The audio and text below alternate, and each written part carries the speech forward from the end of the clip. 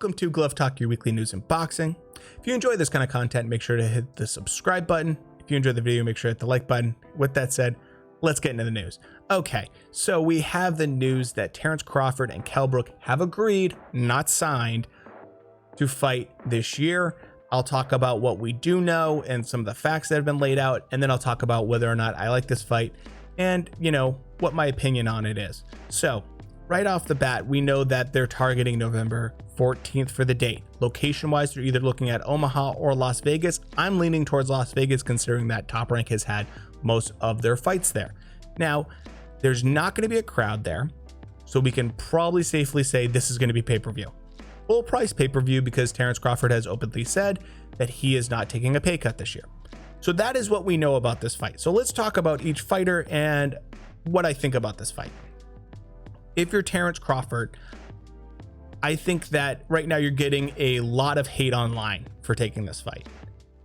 I'm seeing people say that Crawford's cherry picking. I'm seeing people say that they don't care about this fight. They're not interested. I've heard people on major podcasts talking about the fact that they are starting to get fed up with Crawford not fighting Spence. I get it. I totally get the frustration. But let's also look at the fact that Sean Porter's already fought this year. He's not going to fight again. We have Spence fighting Danny Garcia, so they're out. Manny Pacquiao is not going to fight without a gate because there's way too much money in that fight. So what do you have for options? Not a lot, right? I think Kell Brook for Crawford is a great way to stay sharp mentally and physically. He hasn't fought since Cain Velasquez last year. He needs to fight this year, and Kell Brook is going to make you do work. So why not? And after you beat Kell Brook, possibly, then you go after, you know, Spence, especially if he looks weak or if there's any kind of decline whatsoever in the Garcia fight, you immediately go after him. You can have the fight in spring, and there's probably going to be a rematch clause, so you have the rematch in fall. Totally makes sense to me. I get it. I definitely get it. Now let's talk about Kell Brook and what this fight means for him and what I think about this for him. If you're Kell, look, if you're going to be welterweight or you're going to be a champion at welterweight, you're not going to get a lot of belt opportunities. So why not take it, right? A couple positives also with Kell is that he already fought this year. He fought in February. So he's knocked off the ring rust from 2019 where he didn't fight. Crawford hasn't fought in a year. This could be a good chance to catch him off guard if he hasn't been staying up on his game. Another thing to note about this, if you're Kell Brook, is that if you feel like you can be highly effective at welterweight and a good version of yourself, you saw how Cain Velasquez did against Crawford. And there's no question in my mind that Kell Brook can mimic those same tactics and same strategies that Cain Velasquez used against him. So I think Kell Brook could take advantage of some of that information and have some moments against Terence Crawford. Now let's look at some of the negatives for Kell Brook and why some people don't like this fight. Kell Brook's getting up there in age, and making weight could be an issue. If there's a rehydration clause for this, which, I mean, if I'm Terence Crawford, I certainly would throw in there, that could be a real problem. Another thing on top of that is if there's going to be a rematch clause, there's going to be a rematch clause. If he had ring rust this time, he won't for the rematch. If there's any tricks you're going to pull out this time, he's going to know about them next time. So if you're going to beat him, hopefully you beat him in a manner that you feel like you can duplicate, right? Okay.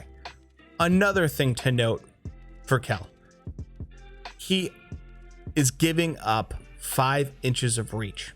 I couldn't believe it when I saw this. He's giving up 5 inches of reach, and we know that he has had both of his orbital bones broken. We know he's had issues with his eyes against Triple G and Errol Spence. Now, you can talk about the fact that, yes, Triple G is middleweight, but he fought Errol Spence at 147. Terence Crawford isn't the hardest hitting guy, but he's got 5 inches of reach. He's gonna target you with a jab the entire fight. And if you're weight drained and you don't have the speed and you don't have the athleticism because of that, especially if there's a rehydration clause, that could be a major issue for you. You could put yourself in a situation where your eyes swell up, you break something, or you just don't have what it takes to get on the inside. And that could be a real problem. So what do I think about this fight overall? I actually kind of like this fight, and I'll tell you why. If you're Terence Crawford, Kell Brook is going to keep you sharp. Mentally, physically, there's no reason that you shouldn't fight him. He's someone that people, if you beat in a devastating manner, will point to that fact that you beat him in a better manner than Spence did. Granted, that was 2017, this is 2020, but still, it gives your fan base something to point to and say, hey, look at how Terence Crawford did it compared to Earl Spence, right? So I don't see a problem with it if you're Crawford.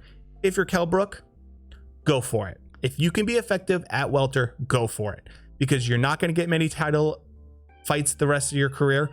If you can be effective at that weight class, you've been a welterweight your entire career, and I'm sure you can be effective against someone like a Terence Crawford who hasn't always been a welterweight. If you can be on the inside and utilize those things you've learned from the Kavaliauskas fight, you could have success. So I think that you go for it if you're Kell Brook, if you can be effective and you feel confident in your ability to hit welter. The one thing I will say for Kell Brook in his favor, like I said, he fought this year, but he always stays in generally good shape. He doesn't let himself balloon up, and I think that that's a good thing for him. That's my opinion on this fight. I don't have a problem with this fight. Pay-per-view price for this, I might have an issue with, but still, I don't have a problem with this fight, especially with the way this year's been. I really don't have a problem with this fight. And with that said, let me know what you guys think. Do you like this fight? Do you not like this fight? Who do you guys have winning? How do you think it's going to go, and how are they going to win? And with that said, we'll talk to you later. Thanks.